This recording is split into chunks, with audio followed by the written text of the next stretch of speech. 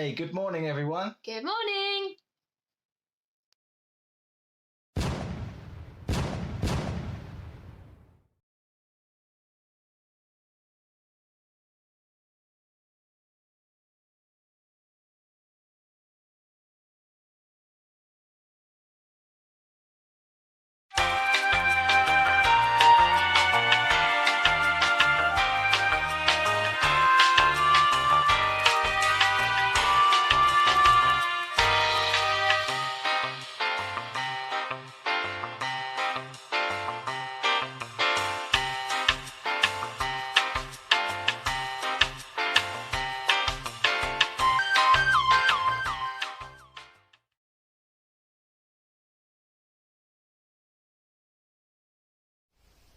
Good morning, everyone. We hope you're well.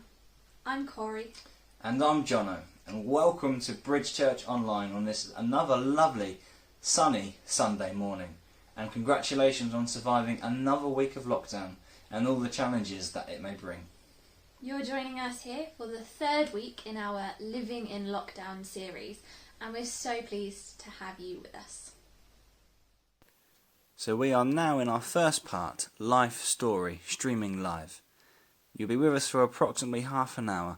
You'll then have the opportunity to grab a cup of tea and then join us for the second part, Life Source, where we'll delve a bit deeper with some prayer and reflection. If you would like to join us for Life Source, this will be in Zoom at 11:20 and login details will appear below at the end of this session. This morning we're going to be thinking about the theme of doubt, and our speaker today, Phil Stollery, is going to be unpacking this in just a few moments. Before that, leader of Bridge Church, Andy Buttress, took a few minutes in the week to catch up with a undercover chaplain in the city of Bolton, just to see how lockdown is affecting him. Here's what he said. So Keith Armstrong, welcome to Bridge Church this morning. Lovely to see you. Can you just explain a little bit about who you are, and personally, that is? Yeah. Well, I'm Keith Armstrong. I'm your brother-in-law. Married to your gorgeous sister, Sue. I have to say that because you might be watching this afterwards. And we've got two lovely children, Emily and Danny. Here we are, a bit of a visual aid for you there. There you go, that's Emily and Danny. Emily's actually travelling in Australia at the moment. I say travelling, she's living on the driveway of her boyfriend's brother's house in Sydney for the time being in a camper van. And Danny is at uni. He's doing TV production, so he's doing virtual uni at the moment.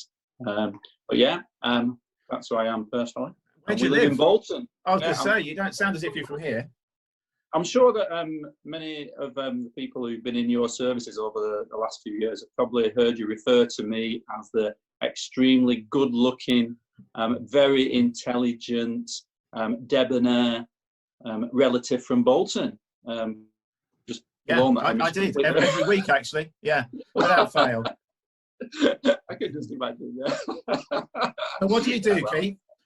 Keith, what do you do? Before going on about yourself anymore, what do you do?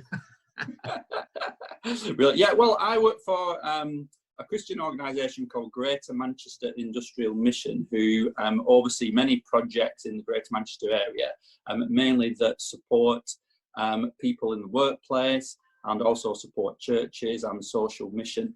And I oversee and coordinate 3 of the projects. So 2 of those projects are workplace or retail chaplaincies. So I coordinate Bolton Town Centre chaplaincy, another visual aid for you there. And also the Middlebrook Angels workplace chaplaincy. Middlebrook is a large retail park which is just outside Bolton, next to the football ground actually in Horwich. And what we do is I organise a team of volunteer chaplains, and the idea is that we offer a listening ear to people who work in Bolton Town Centre and at Middlebrook. So if any of the staff are going through a time of illness, bereavement, worry or concern, we're there to listen and offer support. And also the other part of my role is I'm the project manager for Bolton Christian Community Cohesion. There you go, another visual aid. And we're a kind of a hub for all the churches in Bolton. We've got two main aims of what we do. We're actually supported by the council to work alongside other faith groups and community groups in Bolton to develop cohesion within the town. And also the second main thing is for us to support churches and the Bolton churches and Christian organisations. And we mainly do that by sharing information and offering support to all of the churches and to many of the congregation members in the Bolton area. So those are the three things I do. So under lockdown, are you still in touch with people? How has lockdown affected you and the people that you normally meet? Well, for the chaplaincy roles, I mean, that's been massively affected. I can imagine many of the shops and businesses that we visit are actually closed at the moment. And we don't have personal details of the staff that we meet. So we've got to know so many staff over the years and kind of become very close to them. But we don't have personal details, so we can't get in touch with them. So at a time when they probably need someone like ourselves more than ever is a time when we can't get in touch with them. I've managed to keep in contact with all our volunteers and see how they're doing. But one thing I've managed to do is up at Middlebrook, I actually support the staff in Asda there. And the Asda store is obviously still open at the moment. And even though I'm kind of not seen as an essential worker so that I can still go around in my chaplaincy jacket, I can actually kind of do my weekly shopping there. So I've been going to do my weekly shopping up at Asda at Middlebrook. Kind of undercover in a way, so I've kind of not had my chaplaincy jacket on, but still been able to chat to the staff there and listen to them, and it's been really interesting because the kind of the concerns and fears and worries that they have are obviously what many of the staff that we normally see have. What about yourself, Keith? Because you have a faith. How are you approaching this? You know, do you sometimes doubt that kind of there is a God in all of this, or is your faith stronger as a result? How's it going? Yeah, really interesting, actually. I mean, you do get that doubt. You have strange feelings, don't they, go through your head. I'm sure that many Christians will kind of agree with this over the last few weeks. It's different thoughts and things. You know, sometimes you're thinking, you know, where is God in all of this? You know, is God allowing this to happen for a reason? You kind of have these strange thoughts. I was thinking the other day, just as I was driving, I was thinking, you know, is God allowing this so that the earth can have a breather? You know, and you're thinking environmentally, you know, the earth now is just, you know, be able to kind of replenish itself in a way a little because of the lack of pollution and things like that. And when you think of the people, you know, we're all getting this chance now just to kind of take stock a little bit. Because even if people are still working in the evenings and weekends when they often going out doing things, they haven't got a chance to do that now. And so we've all got more time, haven't we? Really we've all got more time to think, and it's made me kind of really appreciate kind of what I've got, appreciate family and appreciate home. I've really appreciated the garden, you know, appreciated the house, and it's really made me value that really. I think of our voluntary work, you know, in our voluntary work, we support an organisation called Urban Outreach in Bolton, which amongst many other things, they organise the food bank for Bolton, and they've obviously they've worked very closely with the council, and that's really grown over the last few weeks. So Sue and I have been able to help even more with that. So we do food bank deliveries, and I also help with bag packing. So we've been able to do that. But obviously, as we're going out doing these food deliveries, you know, you have this kind of fear. And you're worried, and you think, am I just going to pick something up? I'm going to pick up this disease. Am I then going to share it with my family when I get back home? But what we've really valued is that as we set off, we always pray. As we sit in the car, we pray for that journey. And it gives us this real sense of peace and feeling that, you know, we are going to be protected and supported by God as we do this kind of work. So that's really helped as well. Every morning in my quiet time, I've actually read the Psalm 23. Actually, the Lord is my shepherd, and I've read it every morning, and that has just really, really helped me. You know, the feeling that you're protected all the time. And also, we've tried our best to support family, and so your parents, your mum and dad, that live just around the corner. My mum's not too far away. We've got my uncle Bob and Auntie Carolyn. We've tried to support them as well through this by perhaps doing their shopping. But you have this worry and fear all the time that, are you going to give something to them? Are you going to spread something, That's right, this disease to them? Yeah. And it's a real worry. So to have that peace that God gives you is That's just brilliant. massive at this time. Thanks for that, Keith. That's fantastic. I wish you well. I wish Bolton well, Bolton Wanderers well, when the season does resume, if it does, and that you can get back to your horse racing very soon as well. Keith, you've been a star. You've been a star. Thanks very much for joining us on this this Sunday morning. All the best to you, the family, and to Bolton. Thanks, mate. Thanks very much. Yeah. All right. Yeah. Best wishes to you all as well. Yeah. Take care. See you soon. See you soon. Bye. Bye. Thanks, Andy and Keith. So, we've just heard Keith explaining how he and his wife are trying to do things, despite lockdown and despite their fears, to help people who need it. What can you do? Whether it's saying a friendly word to a supermarket worker while you're doing your daily shop, or getting involved with your local food bank, or anything in between, take a couple of minutes now to think of something you can do this week to make a positive difference to someone else. Note it down in your diary, text it to yourself, or even comment below and really commit to it.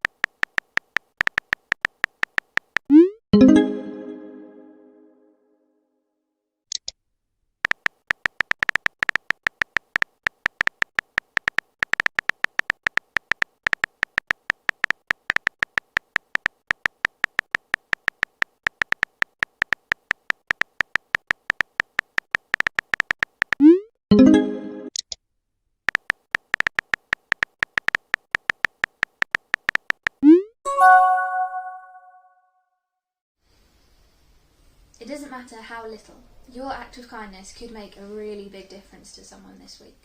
Make sure you do whatever it is that you just thought of in that time. We'd love to hear about it and hear about how you're reaching out. So do comment below or get in touch with us during the week. We're now going to listen to a message from Phil on the theme of unbelief and doubt. So settle down with your cuppa and listen to what God wants to say to you this morning. Today we're carrying on with our shared experience of living in lockdown. We're specifically thinking about doubt.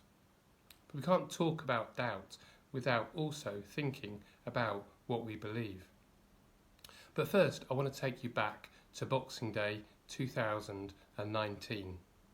If I'd come to you from the near future and said that within 3 months that we would be living with a pandemic sweeping the world, of a new virus affecting millions, taking the lives of thousands, that it would cause up to a third of the world to lock down in their homes, it would cause us to queue just to get into supermarkets and slightly go nuts over toilet paper. You may have doubted my sanity, but here we are, and maybe it's shaken your belief in who you are, or how safe we are, or how independent we really can be. So I want to start by asking you a question. What do you believe about coronavirus? How much of a threat do you think it poses to you, your family, or those dear to you? What could be the mildest or perhaps the most hardest of effects it could have on you? How easy is it to catch? What do you need to do to protect yourself?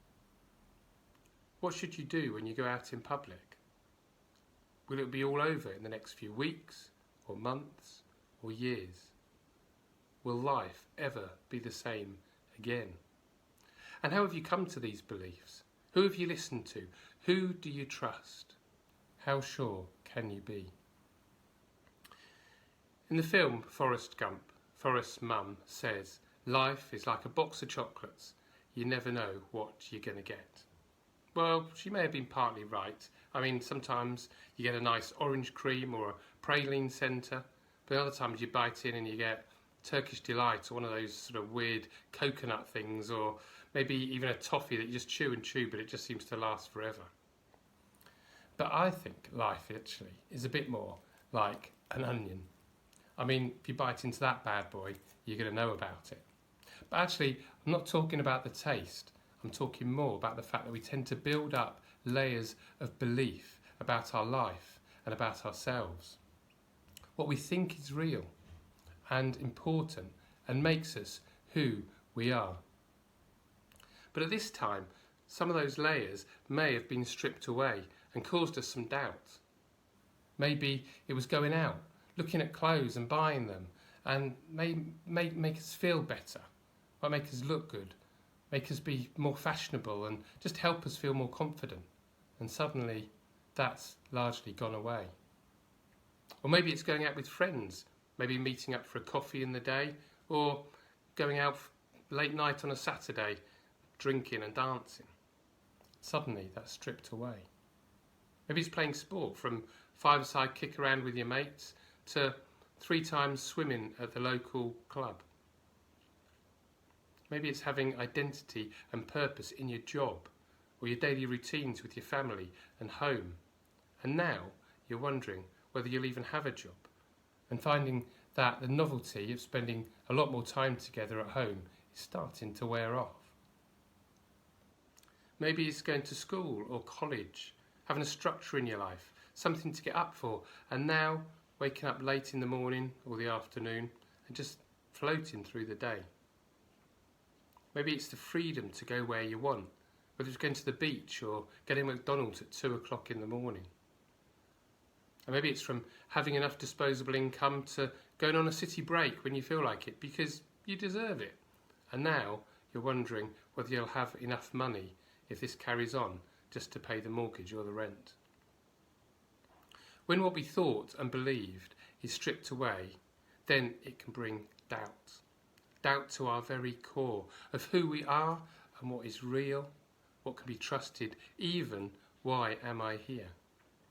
Where all things that gave us purpose, form and structure lie in tatters and are exposed for what they are.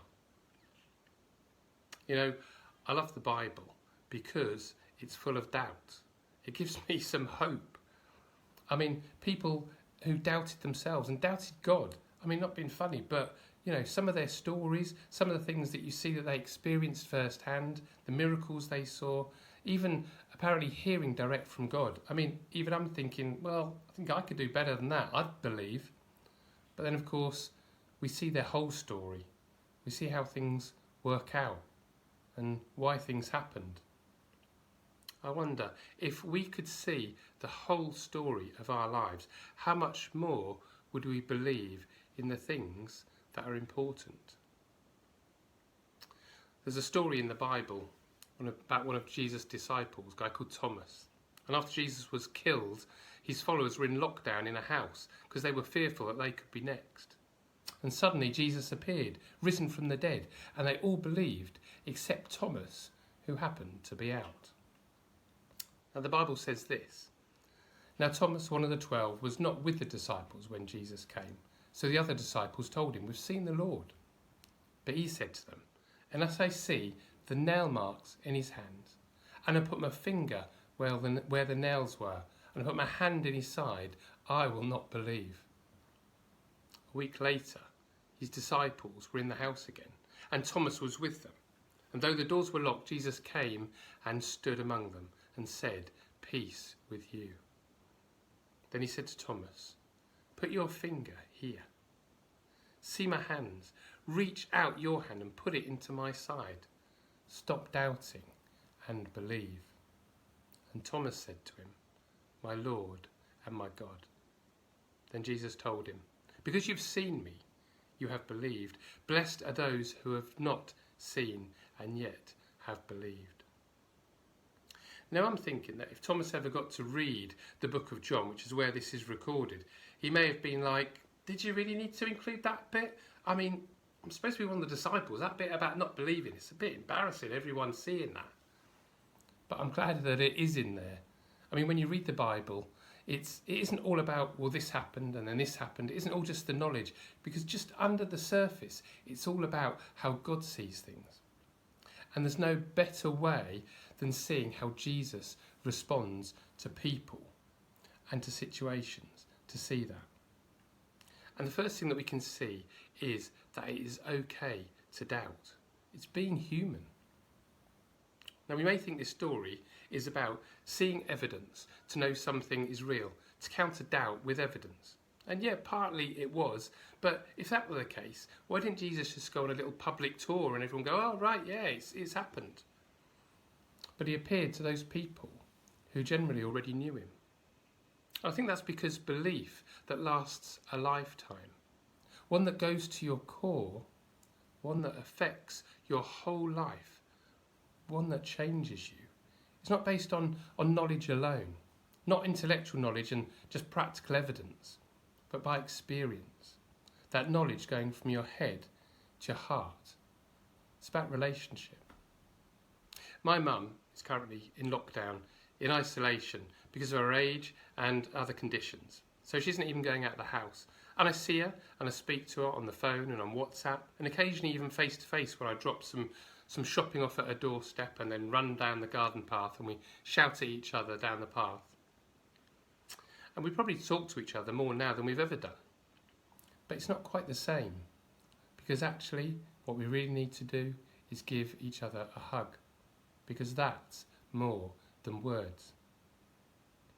And when Thomas says, "My Lord and my God," it was based on 3 years of getting to know Jesus. It wasn't physical evidence he needed so much as physically and emotionally meeting with him. And here's the thing, Jesus knew what Thomas needed for that moment. I'm sure it wasn't like Jesus appeared the week before and it's like, "Hey, I'm here," and "Oh, Thomas isn't here, I'll come back later." I don't know, maybe Thomas was a bit precious and Jesus knew what he needed for this moment, and actually that was okay. How does Jesus know us that well? That he knows what we are serious about. He knows our doubts in all of that and knows how to come to us, to help us to stop doubting and believe. If we're genuine in our hearts, then he does come to us in such a personal way. When it comes to believing in Jesus, what are your doubting Thomas scars? I want to tell you a time that I doubted God. I didn't doubt he existed. I doubted that he bothered about me at all. I'd actually been a Christian for around 25 years. Been to church, tried to pray a bit, just do the right thing. But life got more and more challenging for a range of reasons. And I got more disillusioned with God. Where are you when I need you? I really can't keep going. I thought you would help. I doubted everything I knew about God, about faith, about life. And in the middle of all of this, I found myself having to go with my family to a Christian festival, 5 nights in a Butlins camp in the middle of April. A cold, damp caravan with young kids, where the rain and wind hardly stopped all week, surrounded by happy, clappy Christians. I'll be honest, while I tried my best, I went to various seminars and meetings, tried to enter into the spirit of it all, I was just on my knees and not in a holy way. The week was terrible and I hated every minute of it. I managed to get through to the last night.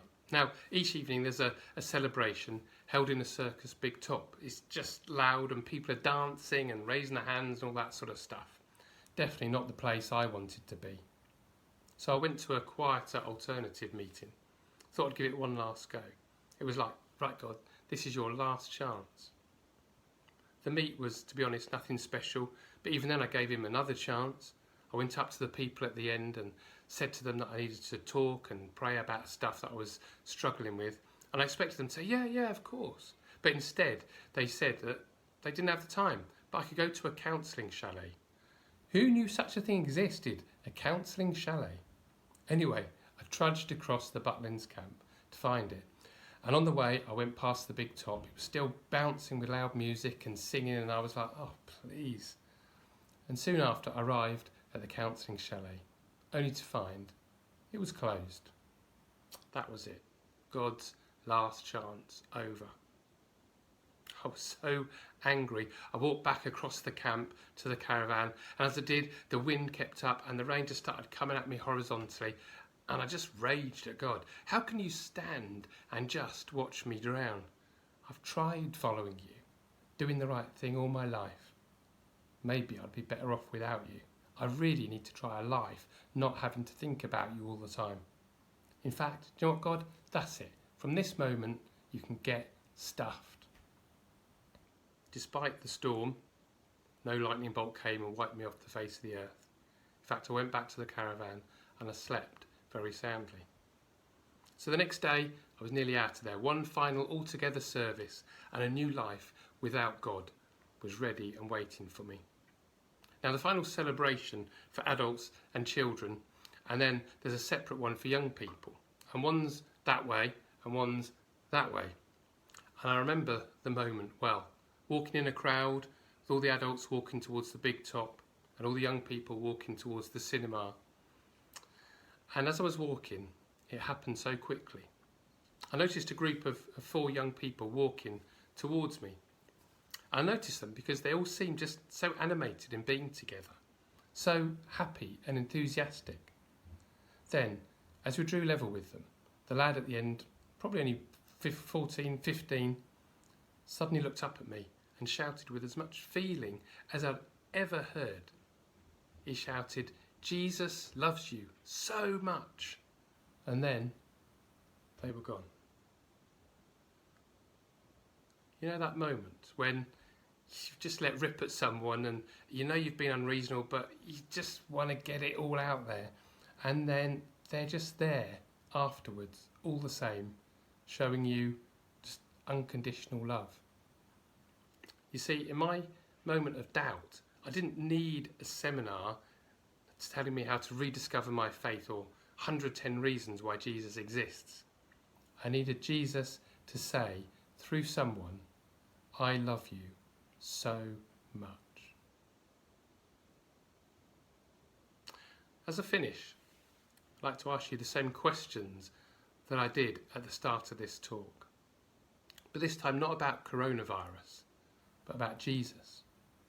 Because I think that Jesus is more than coronavirus. So I want to finish by asking you a question. What do you believe about Jesus? How significant do you think he is for you, your family, and those dear to you?